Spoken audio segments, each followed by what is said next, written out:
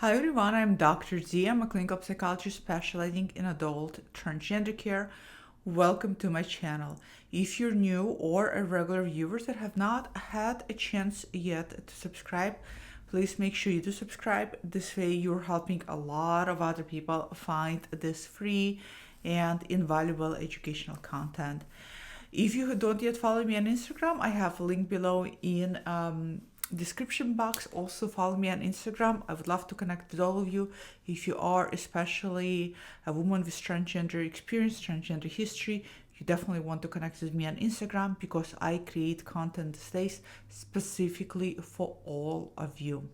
Having said that, for today's video, I want to speak specifically to women with transgender experience, to all of you out there who identify as trans women.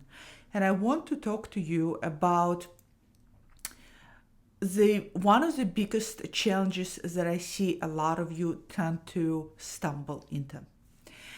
It's one of the challenges that tends to touch base women across the board, period, but specifically becomes very challenging for women with transgender experiences. And that is not feeling like you are a woman enough.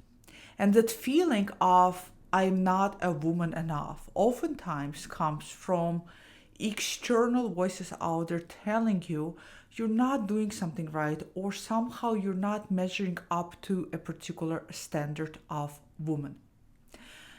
For trans women especially, the reason why it is so difficult for so many of you is because you are already struggling with internal feelings of insecurity, internal feelings with self-worth and self-loathing, and internal feelings of shame and guilt. And as I always say, the longer you have been struggling with gender dysphoria, the longer you have lived with accumulation of these feelings. And the longer we live with accumulation of these feelings, just think about it. Imagine living for 5, 10, 15, 20, 25, 30 years or more with feelings of insecurity, with feelings of second guessing yourself and questioning yourself, with feelings of if I come out, nobody's going to love me, or I won't be recognized as myself, I won't be validated as myself. That is a very, very long time of living in an incredibly self-critical relationship to yourself. And that self-criticism stems from gender dysphoria as well. Gender dysphoria is one of the biggest culprits of it as well. This is why it's so challenging for trans women, especially because once you acknowledge that you have dysphoria, or even if you feel like you don't really struggle with dysphoria, but once you realize or get to a point where you're realizing that a feminine woman's identity is identities that you identify with, that you see yourself with, once you acknowledge that, a lot of you do step into some kind of little baby steps forward. And for a lot of people, that is social aspects of transition, sometimes alongside of medical hormonal aspects of gender transition as well. And when you step into transition, you immediately open up yourself for scrutiny and criticism, unfortunately. Scrutiny and criticism from people around you. And as a result, you may be experiencing and hearing scrutiny and criticism not only from maybe your family members, even your mom, even your siblings, your sisters, your friends, your spouses, but also from cisgender community out there, and especially if you start stepping into transgender spaces for support, transgender spaces for a sense of belonging, for a sense of a connection, you also find out that even those spaces that, especially I would say, sadly, it breaks my heart to say this, but especially those spaces that's supposed to elicit support are oftentimes elicit a lot of judgment and a lot of scrutiny on what you're doing wrong. And a lot of times, as a result, you're confronted with this idea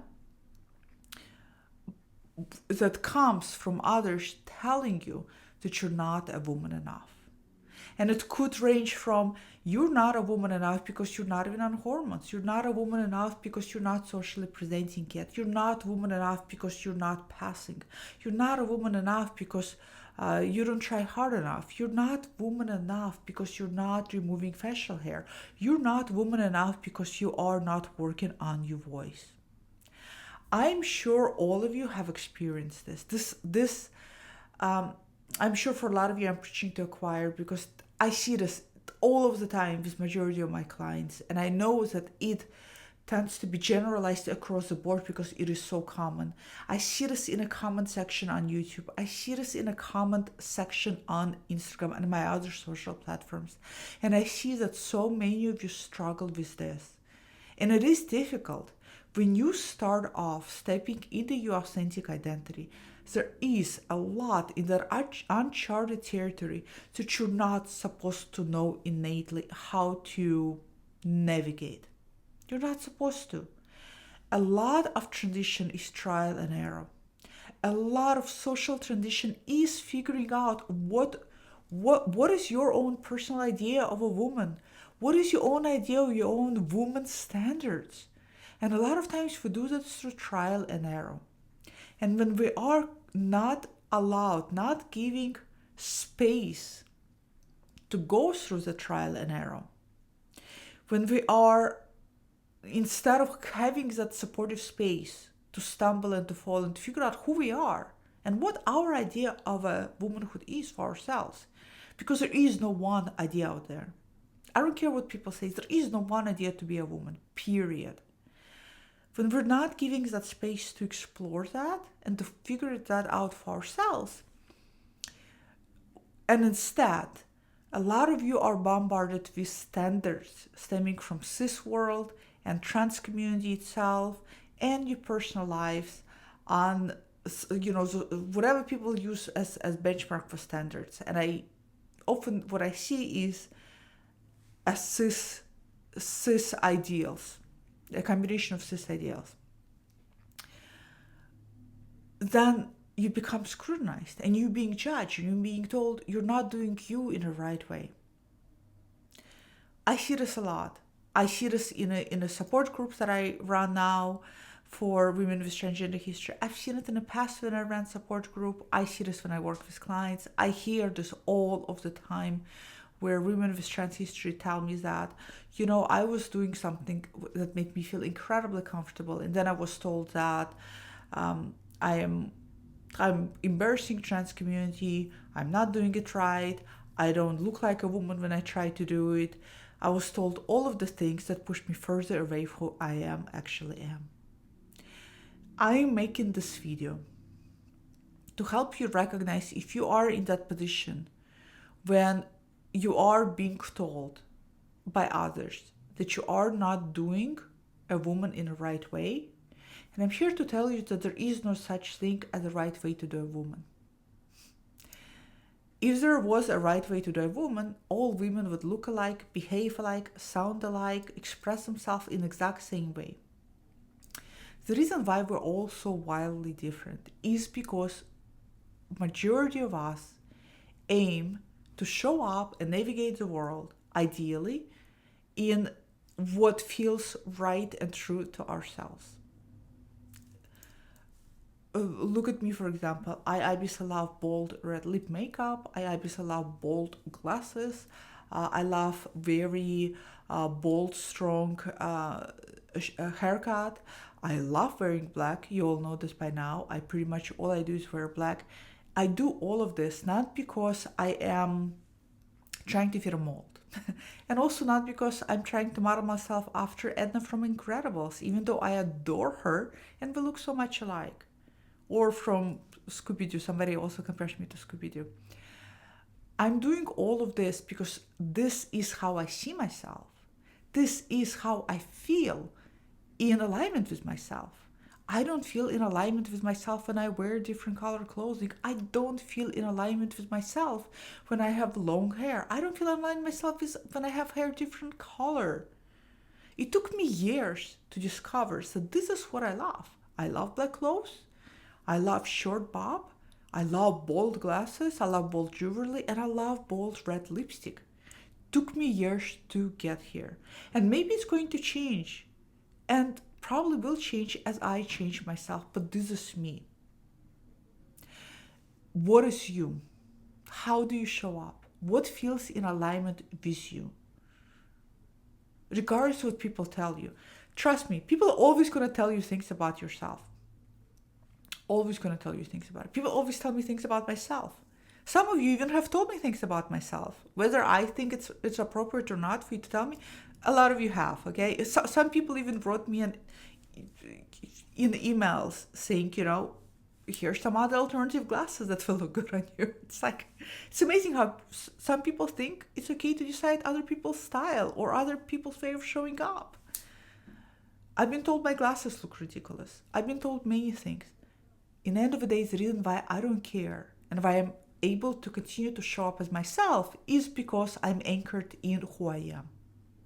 When you're anchored in who you are, when you've taken time to develop your own expression, also your own behavior and your own idea of yourself as a woman that comes from something that stems within, that deeply aligns with how you see yourself, when other people are going to mock or when other people are going to say you're not doing it right, it's going to matter very, very little for you. I promise you. It's going to still be annoy you. Maybe it's even going to hurt your feelings. For me, at this point in my life, if anything, it just annoys me. It's like an extra email to read that wastes my time, wastes somebody's time who wrote it. It's like completely irrelevant. And you're going to get to that point too. Why? Because you're anchored in your selfhood. And being anchored in your womanhood is the most powerful thing you can do for yourself. Here's what I'm about to tell you. All of those women out there, I don't care if they're cis, I don't care if they're trans, I don't care if they're, beauty pageants, I don't care if they have trophies for being beauty queens, I don't care if they're supermodels. I don't care if they're queens of the beauty standards, whatever. I don't care. I don't care, and neither should you. Here's what I'm going to tell you. Any woman that tells you you are doing womanhood or womaning or you are showing up as a woman wrong doesn't know what she's talking about. What she's talking about and what she only can possibly know and understand is how to do a woman her own way. She may be an expert on her own way of showing up and on her own, the way I am an expert on me, the way I know why I love black color and I can articulate it to you. And that woman may be an expert why she thinks, weighing 120 pounds is the ideal weight. But she's talking about herself. And she's projecting the way she sees herself onto you. The quicker you're going to realize that women who are telling you you are doing you wrong are the ones who are when they're telling you this is what you need to do to be right, to do it right, are simply talking about what's right to them. The problem is that if we're taking on somebody else's idea of a woman, we're nowhere closer to our own truth of what it is to be a woman to ourselves. Let me say that again. The problem with taking on somebody's idea of a woman is that we're getting further away from our own truth of what that means to ourselves. And then you end up being an idea of a woman that does not belong to you. Ladies, don't get me wrong. There's a big difference between going to somebody who is phenomenal with makeup and saying, hey, can you help me? I'm going after maybe natural look or maybe very kind of glam makeup look. Can you teach me how to do that? Asking for guidance and advice from people where you recognize a an element of your style, an element of what you would like to cultivate within yourself, and asking them how they got there.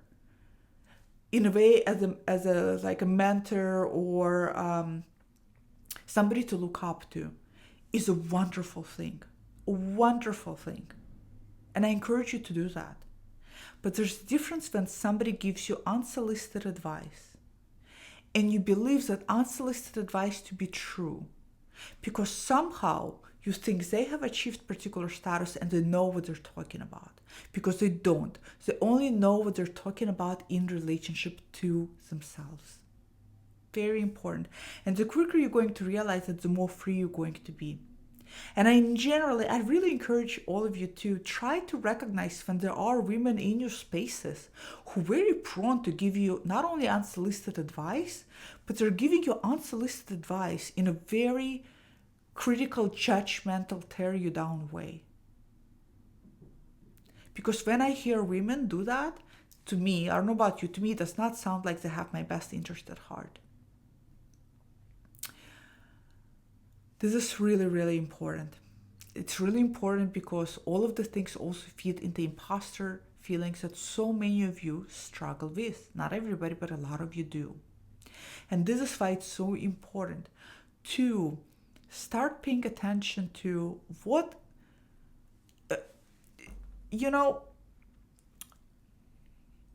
whole, after that one documentary, What is a Woman, that whole social media thing that started happening where people were mimicking and laughing that women can't even describe themselves or have a definition of woman.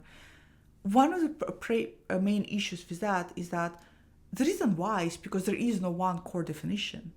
Yes, sure, we can stick to, depending how we look, we can stick to biological essentialism, depending on your point of view, but that in of itself only gives a very reductionistic concept.